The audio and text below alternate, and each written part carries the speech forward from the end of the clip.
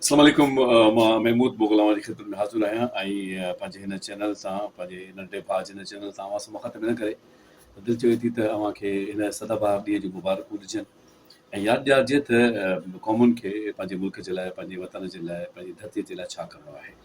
पाकिस्तान असांजी मोहबत, असांजो यकीन, असांजे रत में शामिल आहे त असीं हिन सां मोहबत कयूं, असां पाकिस्तान सां मोहबत कयूं, सिंध सां मोहबत कयूं ऐं यकीननि मोहबतुनि जो इहो दामन वसी खां वसी हुजे।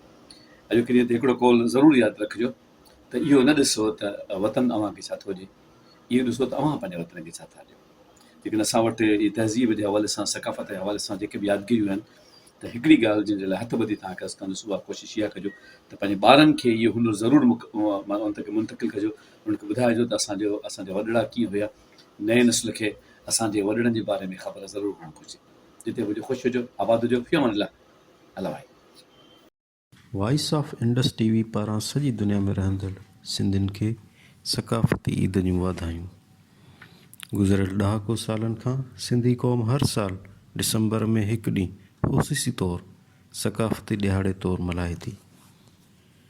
हाणे सिंध खां वधी दुनिया जे केतिरनि ई मुल्क ताईं इहो सिलसिलो पहुची चुको आहे। जिते जिते सुजाॻ सिंधी मौजूदु आहिनि, उते हिन ॾींहं खे वॾे जोश ऐं जज़्बे सां मल्हाए पंहिंजी सकाफ़त खे उजागर कयो वेंदो आहे।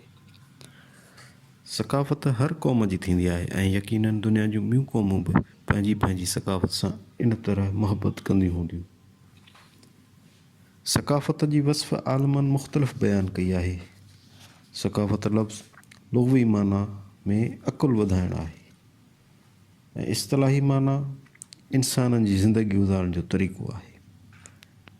जीअं त इंसाननि जो तालुक़ु उन ज़मीन सां आहे जिते हू रहे थो, तंहिं करे उन ज़मीन जी साख़्त, आब हवा, नहरूं, आबादी, जानवर, पखी पखण, जीत ॼणिया, वण टिण, गाह ऐं ॿूटा, घर घाट संदसि ज़िंदगीअ ते असरअंदाज़ थियनि था। उन माहौल मुताबिक़ ई हू पंहिंजी ज़िंदगीअ खे आसानी सां गुज़ारण लाइ पोशाक पाए थो, खाधो खाए थो, अक़ीदा रखे थो, धंधा ऐं पेशा अख़्तियार करे थो, रस्मूं रवाज जोड़े थो ऐं उन्हनि खे बयानु करण लाइ पंहिंजी ॿोलीअ में लफ़्ज़नि ऐं इस्तिलाहनि जो इज़ाफ़ो करे थो। लिबास, ग़िज़ाई आदतूं, रहणी कहणी ऐं रोज़मर्रा जी ज़िंदगी वग़ैरह घणो करे जाग्राफ़ियाई ऐं मौसमी तब्दीलियुनि जो नतीजो आहिनि। जाग्राफ़ीअ मां मुराद ज़मीन जो उहो टुकरो या देस हूंदो आहे जंहिंसां इंसान जो आबाई तालुक़ु थिए थो। जिते ॼमी पलिजी जवान थिए थो, उते जी आबहवा, मख़सूस फ़िज़ा, ख़ुराक, लिबास ऐं समाजी असर मिली संदसि शख़्सियत जी तश्कील कनि था। सकाफ़त ग़ैर मज़हबी थींदी आहे। जीअं सिंधी सकाफ़त मुस्लमान, हिंदू सिंधियुनि जो गॾियल विरसो आहे। बिना कंहिं फ़र्क़ जे, बिना कंहिं मतभेद जे, सिंध जा हिंदू तोड़े मुस्लमान हिन ॾींहं खे गॾिजी ख़ुशगवार बणाईंदा आहिनि।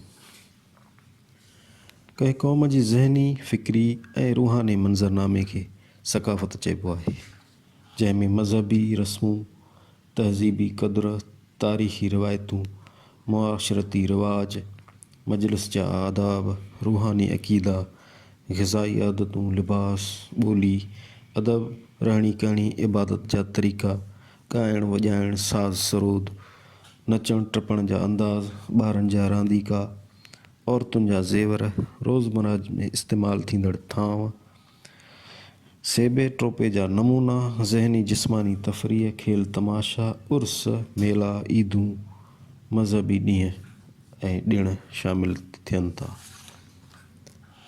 जदीद तहक़ीक़ मूजिबि मज़हब, तारीख़, जाग्राफ़ी, ॿोली ऐं लिबास खे सकाफ़त जे बुनियादी अंसरनि में शामिल कयो वञे थो। सकाफ़त घण रुख़ो ऐं घण तरफ़ो मौज़ू आहे।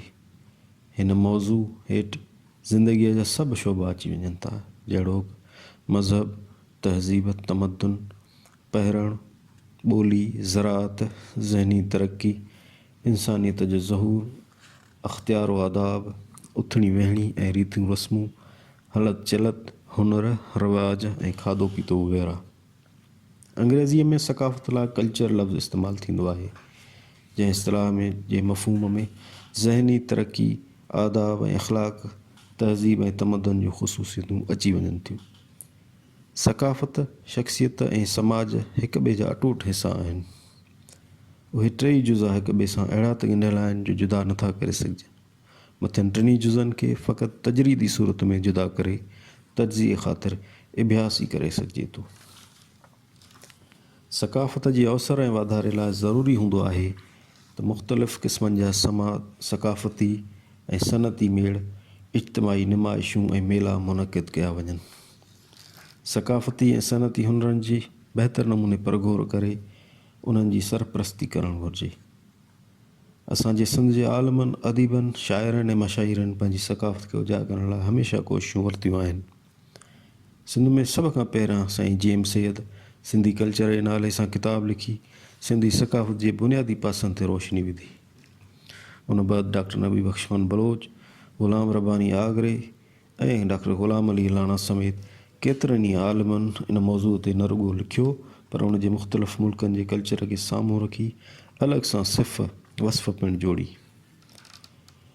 2 ॾहाकनि खां सकाफ़ती ॾींहुं सिंध यूनिवर्सिटी जे शागिर्दनि पारां मल्हाइणु शुरू कयो वियो, पर पोइ 2009 खां सॼी सिंध हिन ॾींहं खे मल्हाइणु शुरू कयो ऐं अॼु सॼी दुनिया हिन ॾींहं ते शानदार प्रोग्राम, तक़रीबूं मुनक़िद करे पंहिंजे ज़िंदा हुजण जो सबूत ॾियनि थियूं। इहा सिंधू तहज़ीब जी मञता आहे। इन करे ज़रूरत इन ॻाल्हि जी आहे त हिन ॾींहं ते के नवां फ़ैसिला करणु घुरिजनि, के नवां नारा ईजाद करणु घुरिजनि। मिसाल तौरु हिन दफ़े अचो त इहो नारो ॾियूं, पढ़ियल लिखियल सिंध। ऐं हिन ॾींहं ते हर साल कंहिं न कंहिं ॻोठ में वञी कंहिं न कंहिं नंढे थोरे वॾे शहर में हिकु नंढड़ी ई सही पर हिकु लाइब्रेरीअ जो बुनियादु विधूं ऐं पंहिंजे पंहिंजे हिसे मां हिकु हिकु किताबु, ॿ किताब उते वंड कयूं। ऐं हर साल इहो सिलसिलो जारी रखंदासीं त सॼी सिंध पढ़ी पवंदी ऐं सॼी सिंध जा ॻोठड़ा शऊर जी लाट सां रोशन नज़र ईंदा। सिंध सलामत, सात सलामत।